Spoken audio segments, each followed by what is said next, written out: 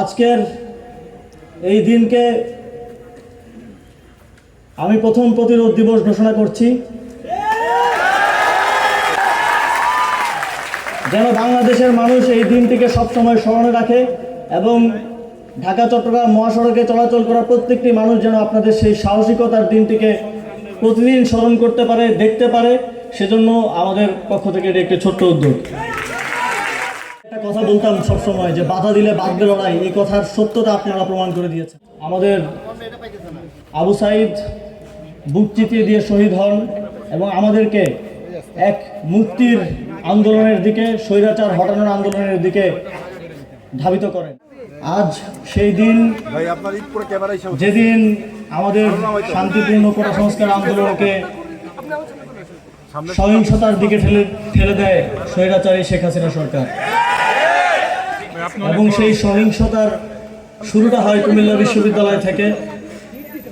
আমাদের 3টার দিকে শাহবাগে কর্মসূচি ছিল এবং একই সাথে সারা দেশেও একই ধরনের কর্মসূচি ছিল।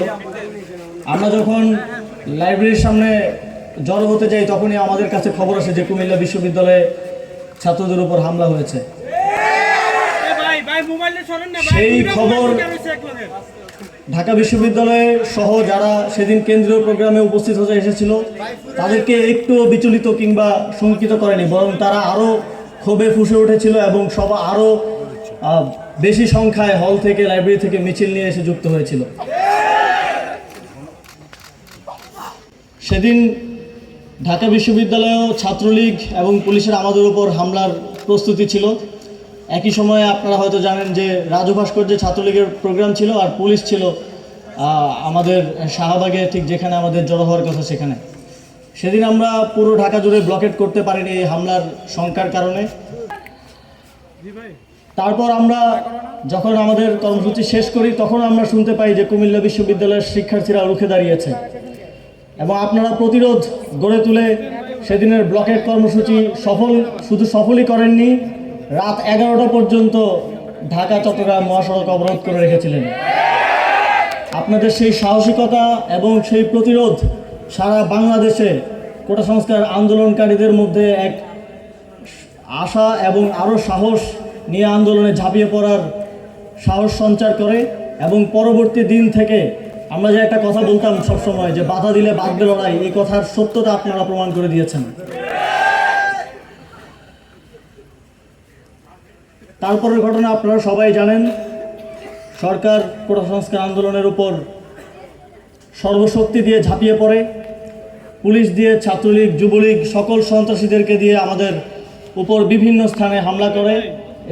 এরই ধারাবাহিকতায় প্রথম আমাদের আবু সাঈদ বুক চিতিয়ে দিয়ে শহীদ হন এবং আমাদেরকে এক মুক্তির আন্দোলনের দিকে, স্বৈরাচার হটানোর আন্দোলনের দিকে ধাবিত করেন।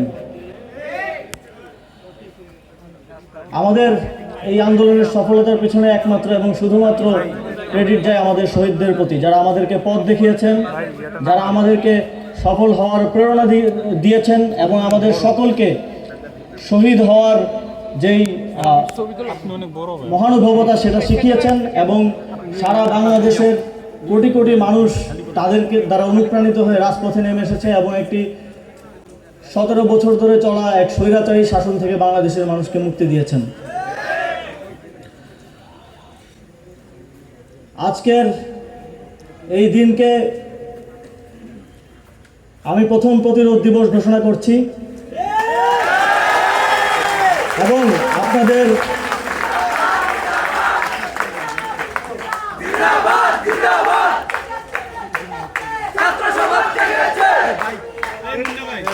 বিশ্ববিদ্যালয়ে যে স্মৃতির মিনার স্থাপনের উদ্যোগ নিয়েছে সেটাকে সাধুবাদ জানাই এবং একই সাথে সরকারের পক্ষ থেকে আপনারা আবার প্রতিরোধ গড়ে তুলে, আমরা ডকুমেন্টারিতে দেখছিলাম, ঠিক ঢাকা চট্টগ্রাম মহাসড়কের যেই স্থানটিতে ব্লকেট করেছিলেন, যেই স্থানটি আপনারা বিজয় করেছিলেন সেদিন, সেখানে প্রতিরোধ মিনার স্থাপন করা হবে, যেন বাংলাদেশের মানুষ এই দিনটিকে সবসময় স্মরণে রাখে এবং ঢাকা চট্টগ্রাম মহাসড়কে চলাচল করা প্রত্যেকটি মানুষ যেন আপনাদের সেই সাহসিকতার দিনটিকে প্রতিদিন স্মরণ করতে পারে, দেখতে পারে। সেজন্য আমাদের পক্ষ থেকে এটি একটি ছোট্ট উদ্যোগ।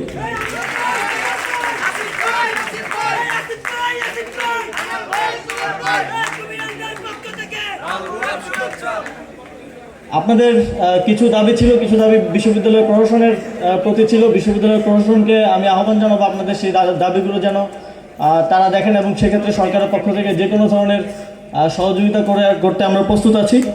এবং একই সাথে আপনাদের বাসের একটা দাবি ছিল। আমি জুলাই গণঅভ্যুত্থানে আপনারা যে অবদান রেখেছেন তার কাছে এটা খুবই কম, তবে আজকের এই দিনেই আপনাদেরকে স্থানীয় সরকার বিভাগের পক্ষ থেকে 3টি বাস উপহার দেওয়ার ঘোষণা করছে। জুলাই গণঅভ্যুত্থানে আপনাদের সাহসিকতা সারা বাংলাদেশের মানুষের জন্য স্মরণীয় হয়ে থাকবে, এবং স্মরণীয় করে রাখার জন্য আমরা প্রয়োজনে আরও উদ্যোগ গ্রহণ করব আপনাদের সাথে আলোচনার ভিত্তিতে।